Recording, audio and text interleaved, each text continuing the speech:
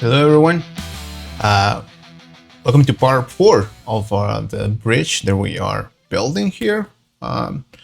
Today we're going to be working on the braces that are going to be going between the supports that we did before. This in preparation so we can start doing cables next video, which is exciting. Alright, let's go to the braces. It's going to be simple, it's going to be a little bit of coding if you are into that stuff. So let's do it. All right, let's get myself out of the way. And now this is where we left off in the previous video. Hopefully you are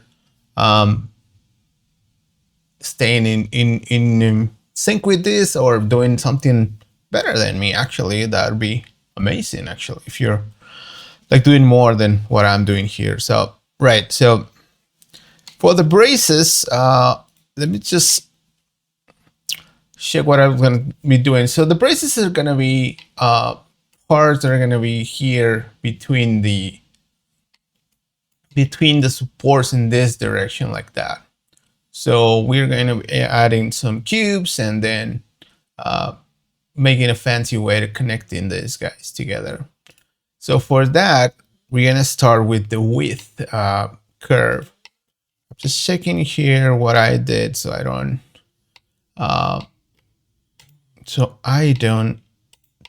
do crazy thing.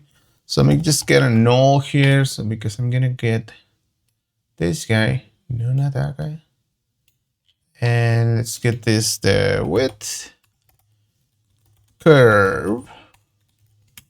So we know what this is. I'm just gonna do it on this side. Just do not.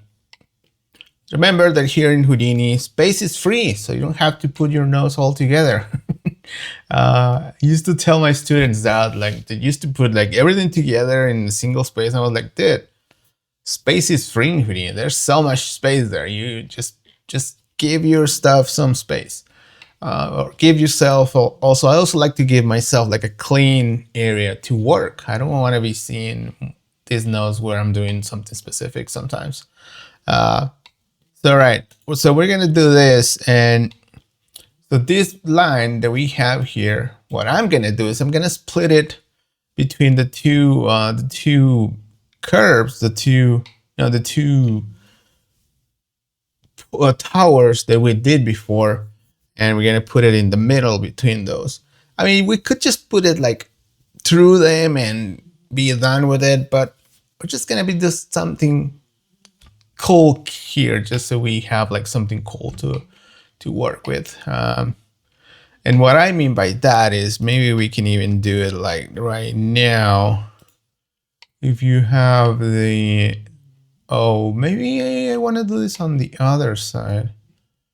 Maybe I want to do this over here because I'm going to be using this node. So let me do this on the other side and add another node here so we don't. Actually, we have a width curve here as well, so let's use that instead. That's better. We have a width line here, and we don't need this then. All right, let's just do it here. Let me just bring that guy up, and just so you know what we're gonna be doing, we're gonna use this and this. And this is gonna be like connecting this stuff like that, but I don't want just to be like putting that straight through that thing. I want to have like a support that is between these two and another one here, just so we do something a little bit more interesting here. Because I mean, if you want to do it this way, you could just do it like that and say, "I am done, dude. What are you doing?" And that would be great, actually. I mean, if you just want, if that's all you need like that, if that is all you need, that is good. You can move on to the next thing. I mean, it's fine. If you just wanted to put the bridges, I mean, the two ports like this. In our case, I'm going to do something fancy just so you can learn a few things here. But this is basically what we're going to do, simplify it, and then we're going to do it in a fancy way. I actually put it on my file. It says Varo's fancy. I can show you that. Like there, it's like that's my fancy pants method. I'm not lying. That's how I called it. But yeah, so what we're gonna do is first we're not gonna use that, and I'm not gonna use. Just gonna make this is a template for now. No, so we have this is a primitive. And what I did, I actually did. I'm not sure if I need to convert this to a line. But let's see. So what I want is I actually want to add a point in the middle of these two areas, and then copy a curve there. Let me explain this, or we can do it and then I can explain it. It's a little bit simple. It's not that complicated. So basically what I do is let me put this back. So I'm going to explain it first. Baramix. So what I'm going to do is actually here between those towers, I'm going to create 2 points here in the middle. And then I'm going to raycast those points to the towers. So they're going to be 2 points in the middle, and then I'm going to put normals in one direction and the other. I'm going to raycast them so they have exactly that length. Again, this is just fancy. You could just be doing this crossing through and it's fine. It's just I just wanted to have some fun with that, and that's what I did. I had fun. All right, so we are going to isolate a primitive here. So you know this has two sections, right? So we're gonna delete one of those. So we are just gonna be working on one first. So let's blast. Again, I always like to use blast because it's nice and fast. Isolate prim. And then we're gonna isolate primitive 0, changes to primitives. So we actually have primitives because by default it doesn't know, oh, do you want points or primitives? I don't know, Baramix. What the hell do you want? And actually, no, wait. I'm getting confused here. My scene has a little bit of a mess. So I did a version first with isolating the primitive, but I changed it to a for loop. So let's just do a for loop, and it's gonna be for each primitive a for loop. See, I'm getting fancy already doing a for loop. So for each primitive, we're gonna add a point at the center, as I mentioned, and we're gonna do some Vex coming. This is gonna be an attribute wrangle.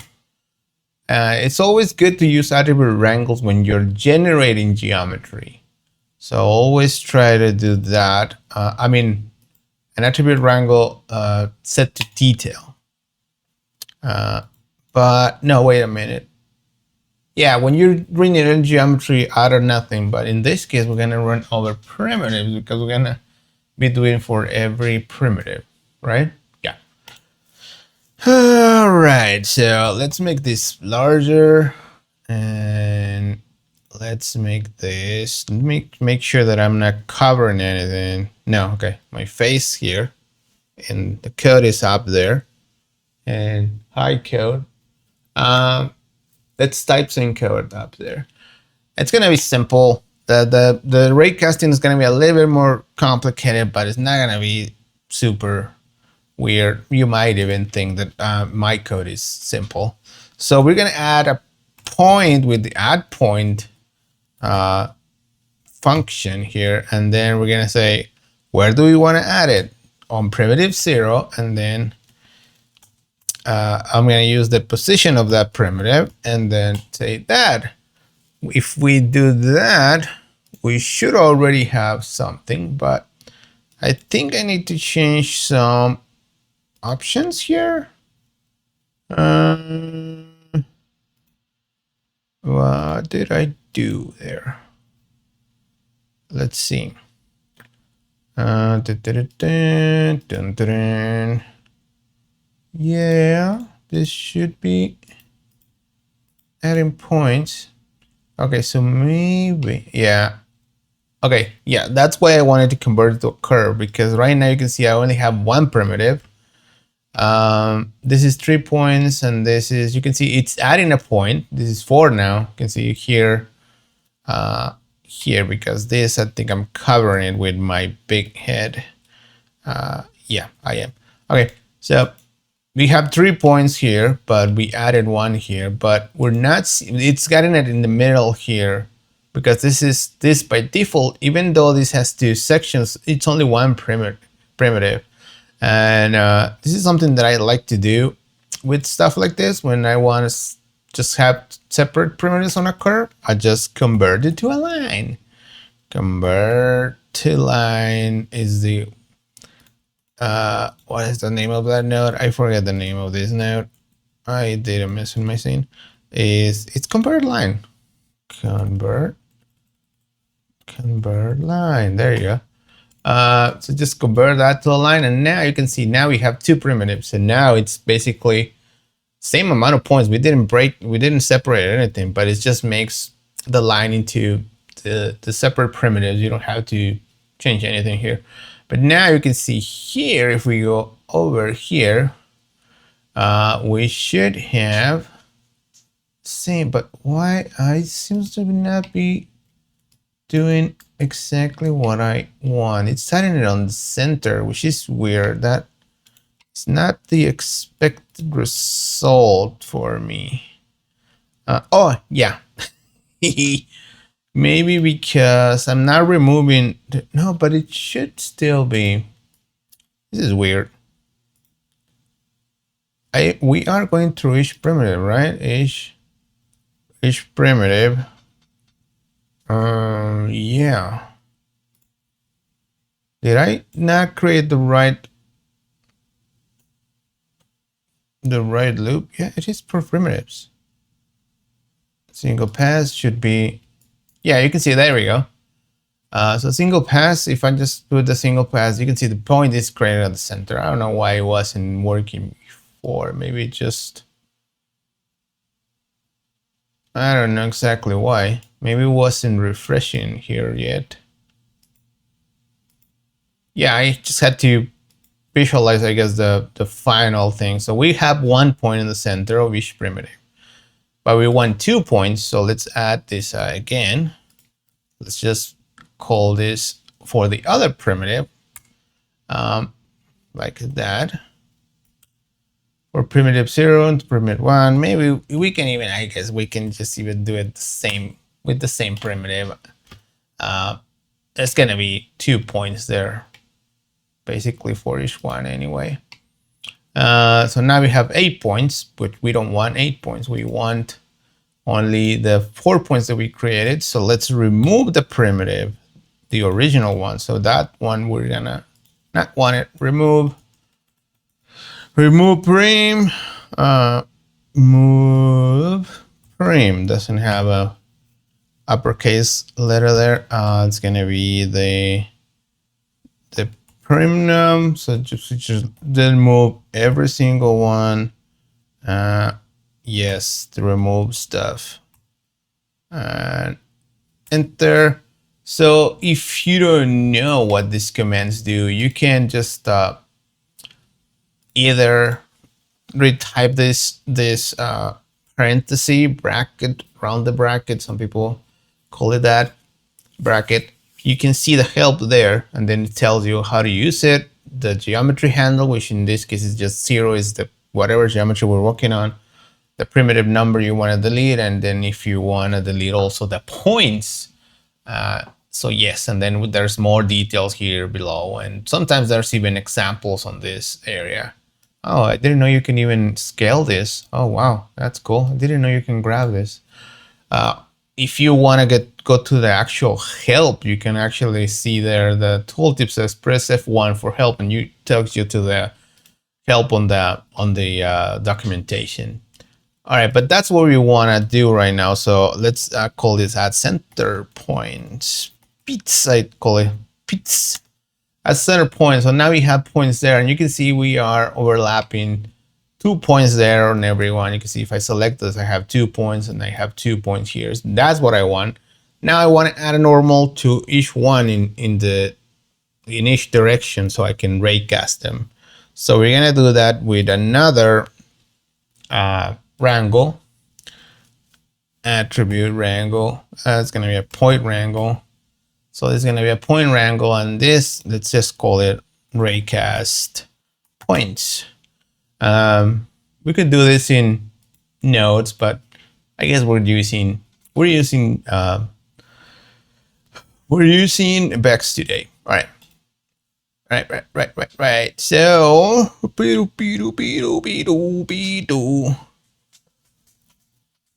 right, so let's add the normals here first. Set normals. I might do this. Let's make this larger so you guys can see it. Just make sure that I don't cover with my head. Okay, my head is below here. Okay, I'm not gonna make that bigger. Maybe the code is a little bit too tall, too big, but so the normals, we're gonna set it again, like I said, for one side and the other side. So if it's gonna say if the point number, so we're looping. If you don't know, whenever you're doing Vex, for example, for points, just goes through all the points. You don't have to do a for loop here because you're already going through all the points. It's not even a for loop. It's just going through all the points at the same time, like in parallel. So if we say point number, basically whatever point you are processing right now, do this stuff, and then PT number, it's referring to that number. So that I'm saying if the point you're processing right now, it's number 0, do this. Put an attribute on it, which is the normal. I'm gonna normalize it. Not really necessary, I think, but I'm gonna normalize it between. I'm gonna set the value to minus in the x direction, right? Because we are here on the x-axis. So this is gonna be the point that's gonna be pointing to the left, and then nothing on the other axis. And put a semicolon there. I tend to forget those. Now, if we do that, we get an error because we are missing a bracket here. And then that should work now. And see if we activate the normal, as you can see now we have a normal. Great, so now when we're done, we should have one pointing in one direction and one in the other. So now, just a else if, or just, we could just say maybe just else, because there's nothing here other than that point, right? So we could just say else. Sometimes I write code and when I see it, I'm like, why did you do that, dude? Just make it simpler. But you also learn, right?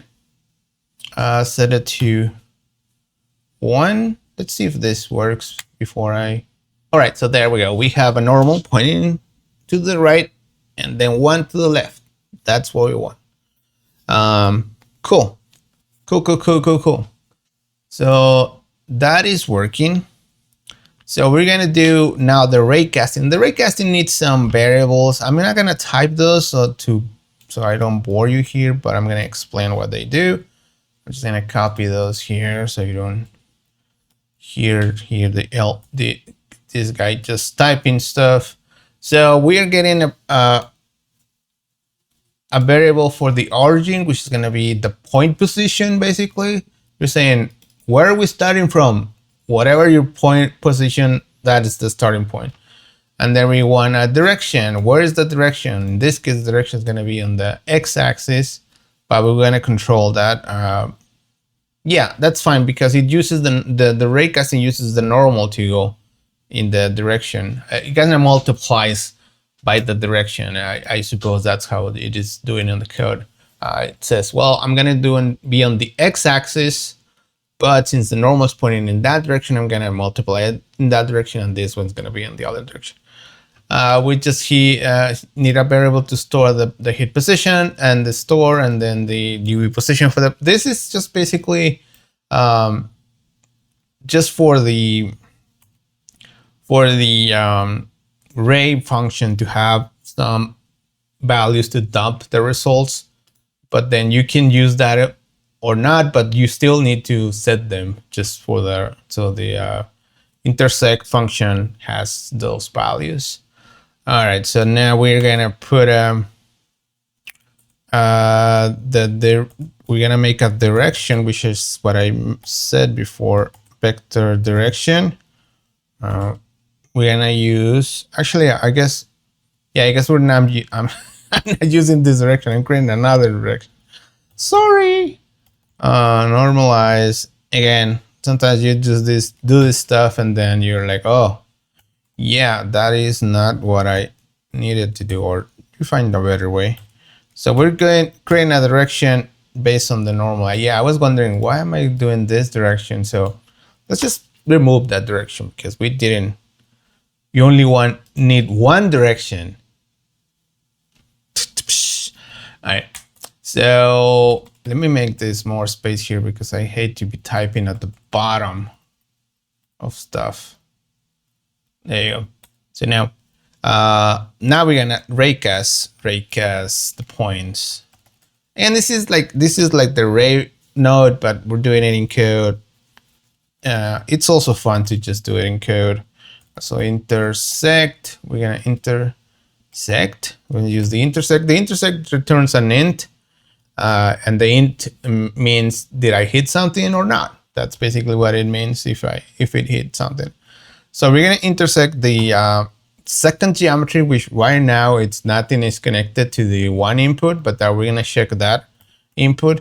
And then we're going to use, again, this guy has all the help. It needs a geometry to intersect with, an origin, which is going to be the position that we said before, the direction that we're going to raycast on into, the hit position, the U value, and the V value that we're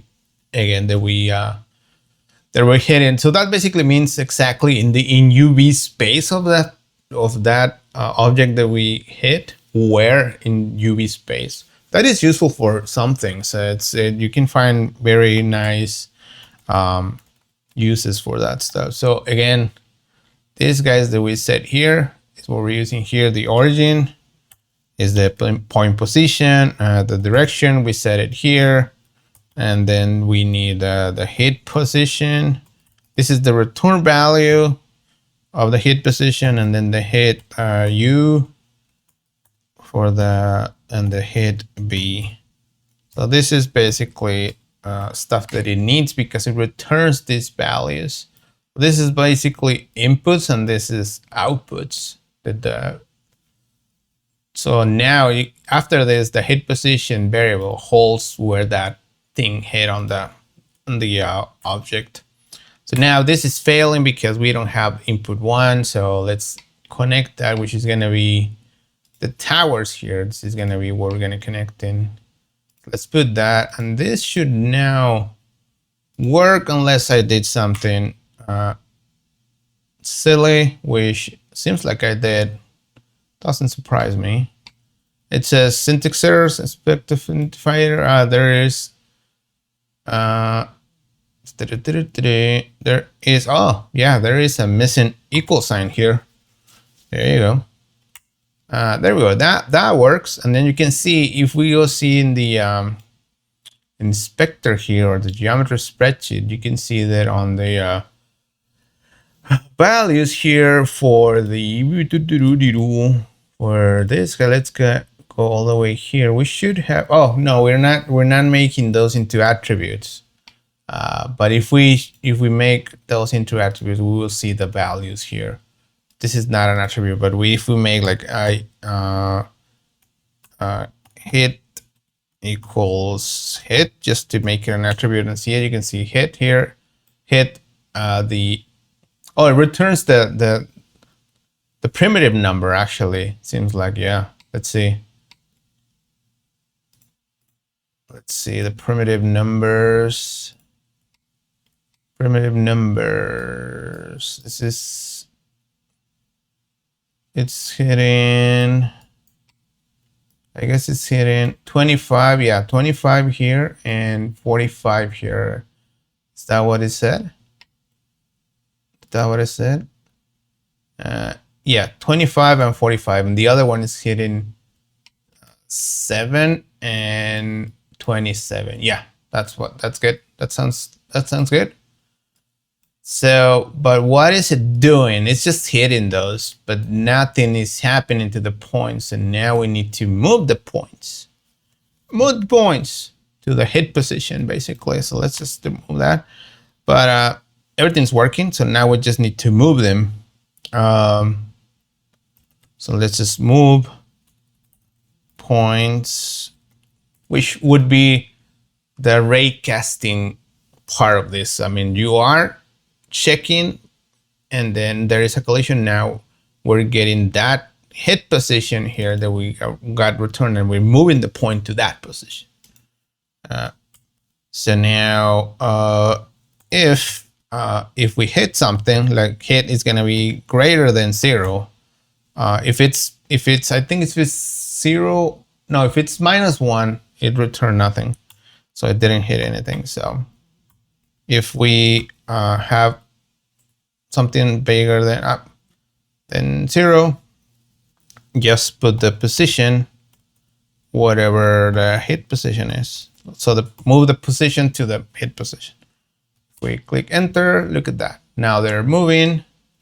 And then if we go here, you can see that those points are now there. Awesome. That makes me feel good. So that works. Let me just add this extra comment here, just so we have like fancy comments on our code. And that's basically the whole thing here. Just so we create a primitive there, I'm just going to use the add and then go to the by group, all points, and that creates a primitive between those 2 points. And now we have this, a primitive that is join there, and it's also hitting that, which means that if we use the parameters and make the tower width larger, that is going to update, right? Because it's looking at that tower, and you can see the point there that it's hitting there. Let me turn off that. And the point is like sticking to that thing, like exactly. There you go. You see, this is pretty good. I'm happy with that. Right, so now what we need to do is use this for something, right? Because right now it's just the line there with this doing nothing. So now we're gonna use it for something. So we have that. We're gonna use a sweep to make this. Sweep is now my favorite node to just add thickness to everything. So it's gonna be, this is gonna be using the square tube, and then just one here, and you can see let's add end caps as a single polygon. I don't know if we're gonna need them, but you can see this thing it's weird. Sometimes this happens with nodes, and I guess this is because the normals are going in different directions. I guess we could check if that is the case by doing the polyframe trick to align the normals. You can see now the normals are going in the same direction, and you can see now that works. The other thing you can do if you don't want if you want to keep your normals the way they are, you can go to the construction section, make these polygons, and then you can change the transform using point attributes. That means it's not considering the normals to flip these faces. So yeah, because one face is pointing in that direction, the other face is pointing in this direction. Now, if you join them, there is a twist in between. In this case, it's just creating it. That's why this fixes it, because if the face is pointing in that direction, this one is pointing in this direction, and you join them, is fine.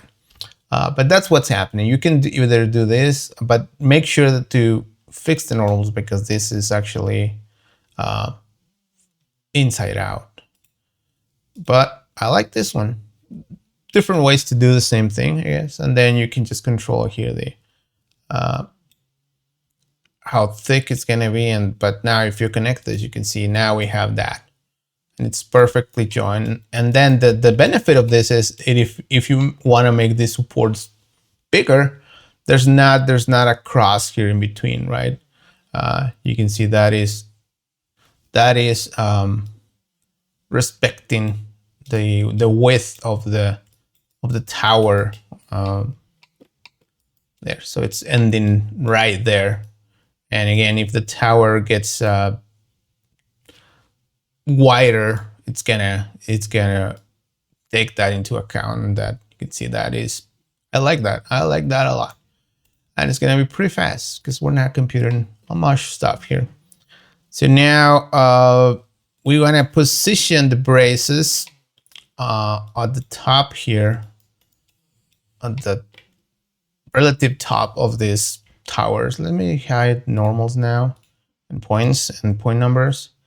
Let's position this at the top. Let's call this brace base. And then let's position this with an Xform brace position. So there's again several ways you could do this to position it at the top. So basically what I want to do is just move it to the top, kind of like that, around that area. Oh, Ghosty needs some thingy. Sorry, why is Ghosty needing this? I don't know. I guess it's because I started Houdini from Ghosty. This is gonna be basically what we want to put it, but again, if we change the tower height, we want that thing to be like around that. And then if we move it as well, because you can see this, if you remember from the parameters, we had a parameter to move this up and down. So we move the base of it, but there's also a height and an offset. So we always want it to be around top of it. So what I like to do in cases like that is, instead of calculating some weird math as whatever, I mean, when there's an object that moves with different parameters, I don't mess with the parameters. I say, well, I calculate basically the final position of it, the final result of it, or the visible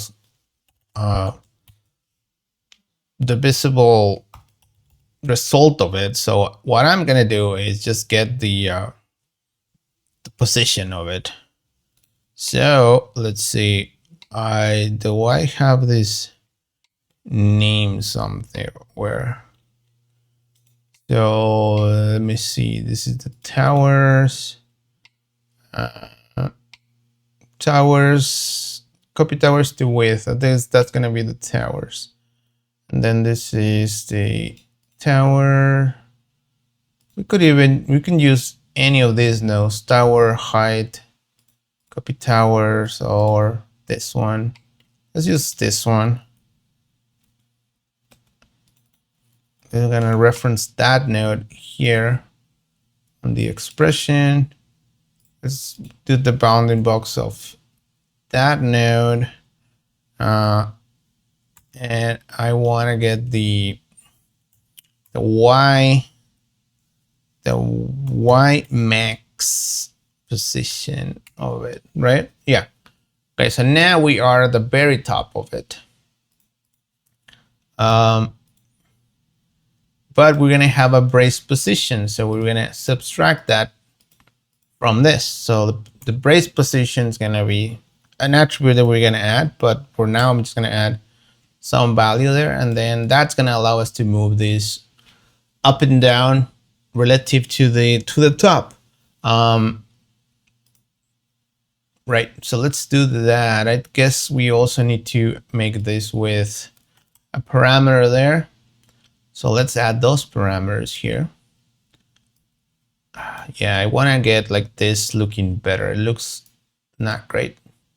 Type properties and parameters, and then we're gonna get the width. So this is gonna be called brace width. Sorry, my dog wants to bark.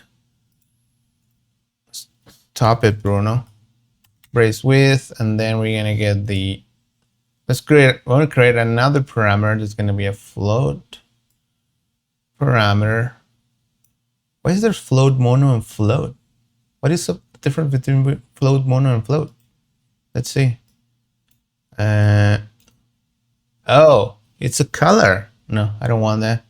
Just make it a float. I just want to float. Oh, there we go. This is going to be the brace offset, and then brace offset or position. I don't know. I'm going to call it that. The value is going to be whatever. Let's put it to 1, I guess, to start off. And then let's copy this parameter, and I'm going to subtract it from where we did here. And paste relative reference. So there you go. Now, if I move this guy, it's going to move it up and down, and then it's going to be the offset. So here is basically at the very top. So I'm going to give it a little bit of offset. 0.3 is going to be my initial offset, I guess. And let's add that as the initial value here, the default value. 0.3, accept, go. Now, let's continue with the brace, because we want 2 more different copies of this. We can make it like it's gonna be procedural. You add in more copies to it. All right, so we can add copies to this, but they're gonna be like taller. Each copy is gonna be taller than the previous one, and then there's gonna be a bit of different spacing on them. It's a little bit fancy as well, how they did it, but I think it's a good exercise. I did it different than they did it, but just because I am a different person. Copy and transform. So I'm gonna do copies for that. So let's say I want 2 copies and I want to move them down like that. You can see if I move it this like that. Of course, I want to move this in the negative direction, so it goes down. All right. So what I did is I didn't move them in this copy. I just made the copies, and then I moved the copies in the actual I'm going to turn this on, this copy number, so we have that attribute there. So we have this copy num attribute, and I'm going to use a very simple for loop to move them. Again, you can find for each connected piece. This is going to be, I guess, yeah, not connected piece. For each primitive. Oh, I guess this is for each name primitive. For each name primitive, probably, yeah. So for each name of that, so I created like some copies here. Let's create 3. We're gonna make this available, but I created 3 copies there. So now we're gonna move them using the for each name attribute. Again, I use this for each name primitive. So now, right now it's complaining because by default it's looking for the name, but we actually want to move it by this copy num attribute. So let's just go here and use the copy num attribute I created. So now it's happy, but it's doing nothing to each one of them. So we're gonna now use a transform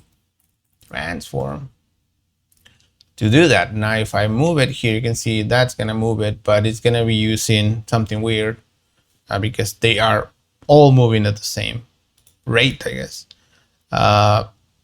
So what we can do is we can get that attribute there to move them, and that's basically what we're gonna do using the prim, because that is a primitive attribute, right? That is a primitive attribute. Yeah, primitive attribute.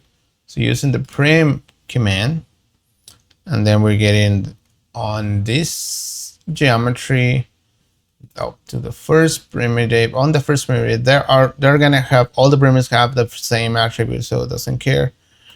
We don't care. Just give me the copy num attribute, and if we do that, we should have already something here, right? But seems like it doesn't, because unable to evaluate that. Did I make a mistake? Oh yeah, this is the indestructible attribute 0. Okay, so now you can see they are moving now. It's using, for this one is 0, and this 1, and this 2, so it's moving it up by that amount. I actually want to invert that, so like you can just do minus there, and that's going to invert that movement. But I also want to divide this by 2. So now you can see that value, it's a little bit shorter, it's not super big.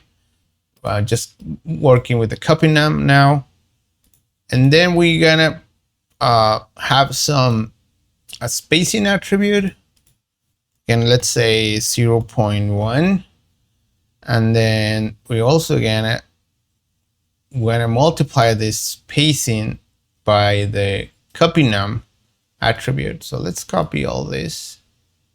Let's copy that, put it, multiply it here, but don't divide it like that. So you can see now this is doing what we said. You may make the spacing a little bit bigger. So you can see the first one has very little spacing, and the next one has a lot more spacing, the previous one. This spacing is gonna be an attribute. Just a second, and we do that, and we don't need parentheses on this one. If you want to make this a little bit clearer, you can just make parentheses for 2. So make sure you understand what's happening. We want to scale these guys like down a little bit. Each one is going to be bigger. So I'm going to do the same trick I did with the other one to scale them from the top. So if this is the width of the, or the height of the square, I want to move the point here so it scales down. So I'm going to do the same thing as I did before, just going here to bounding box and make the 0 surface, give me the Y max, or put the pivot of the top. This is basically what it's doing. And then we're going to scale these guys by the copy num and some thickness. We're just going to use the same thing. Okay, so we're going to move now by the same copy num here on the scale, basically doing that value again. You can see now they have a different size, but we're going to add another parameter that, again, we're going to control by an attribute, and it's going to be a thickness. We're going to add to it a little bit, add 0.2 or whatever we're going to be adding, let's say 1. So now you can see each one is a little bit thicker and they are a little bit apart from each other. It's not amazing, but it works. Let's also say that I think we do want to make sure this is applied first, or yeah, no, it doesn't make a difference. Seems like it's just okay. What else did I do on that? Seems like that is all that we need to do there.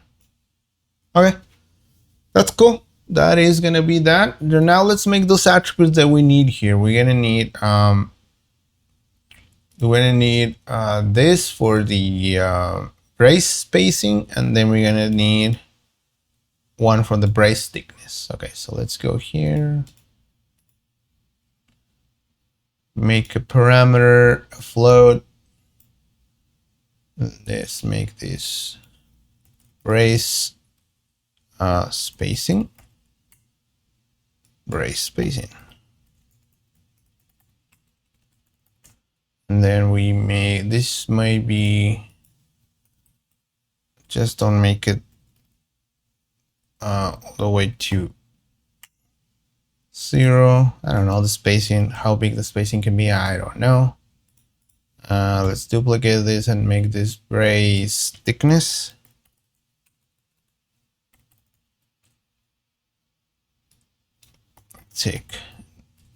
Thickness.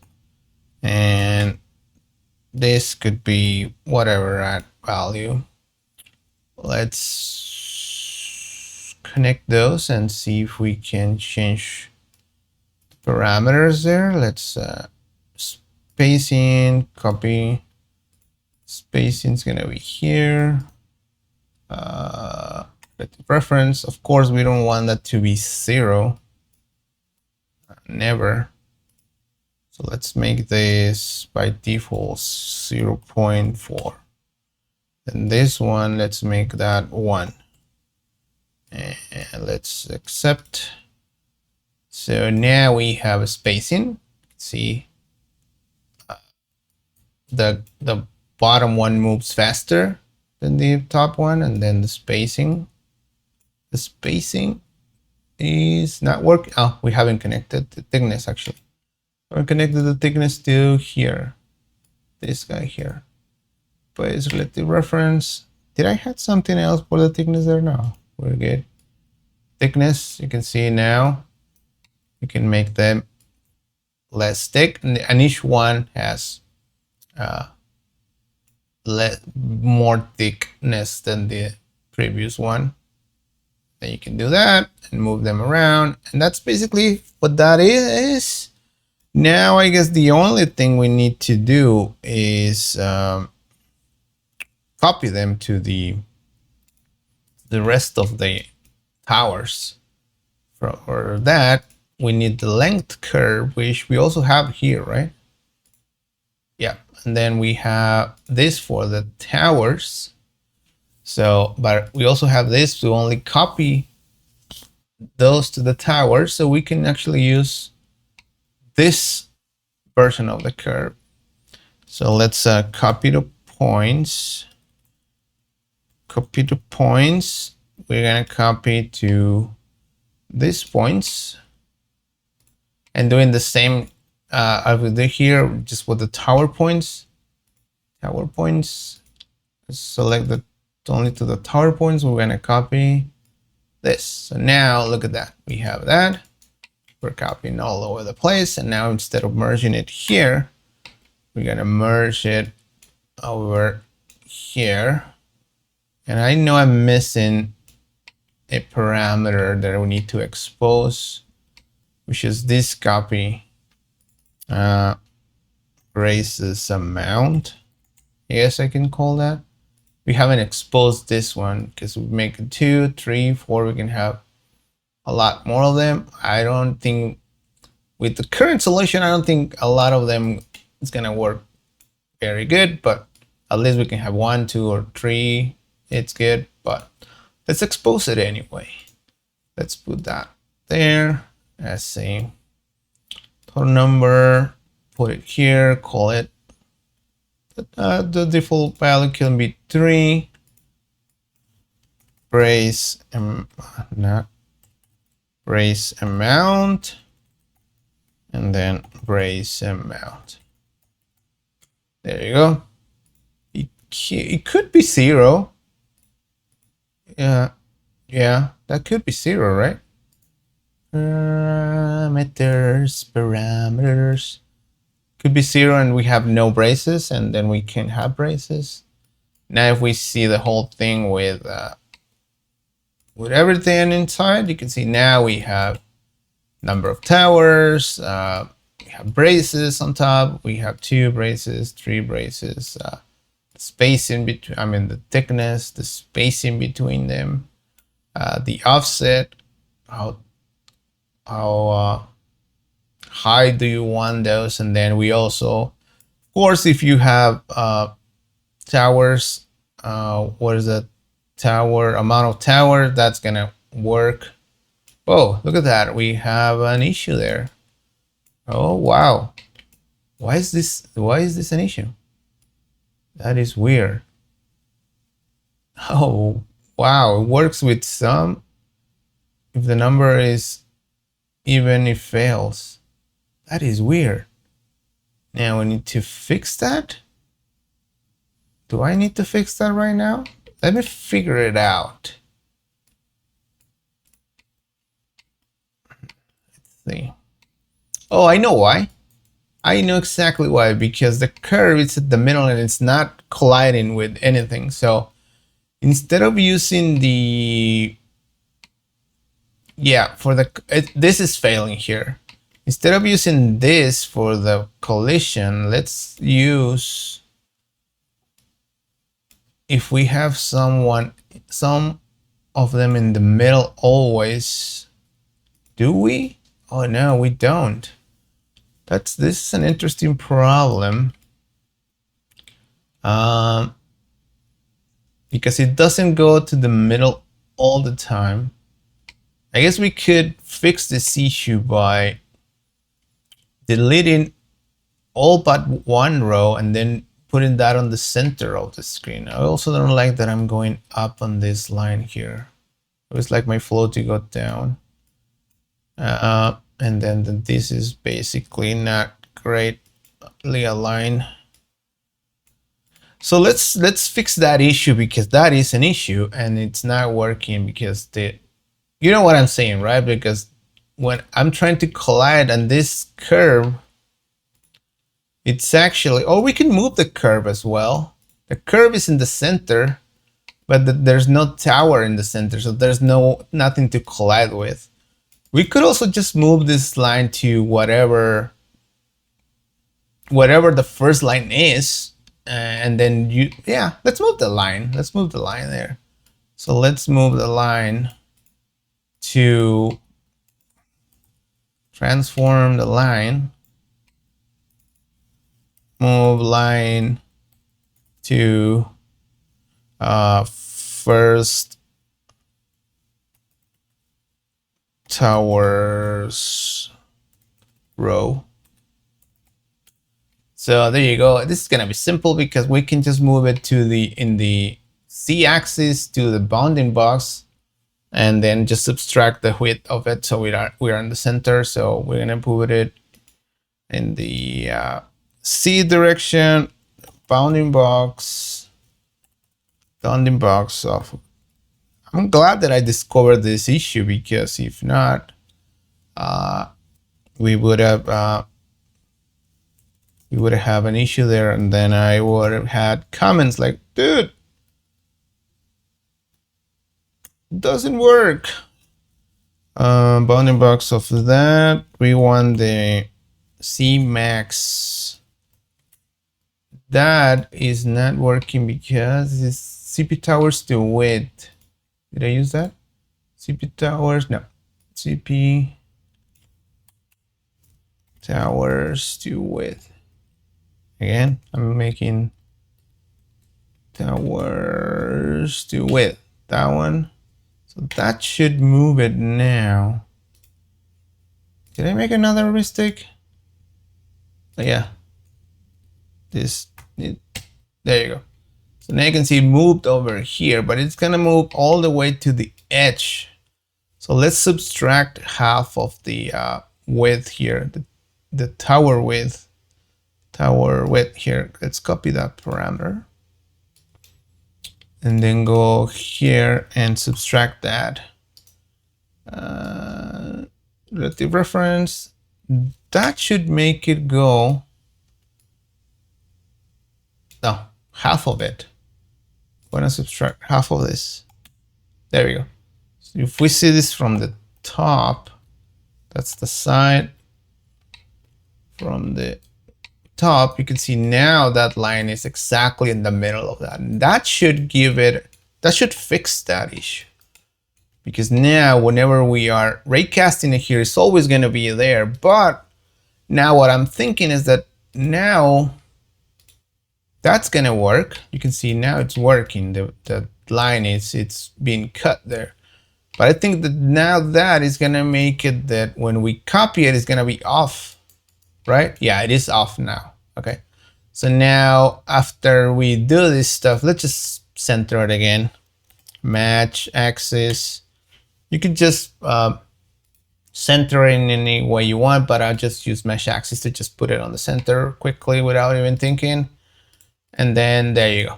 Now that works. That works. And if we go to see the whole bridge here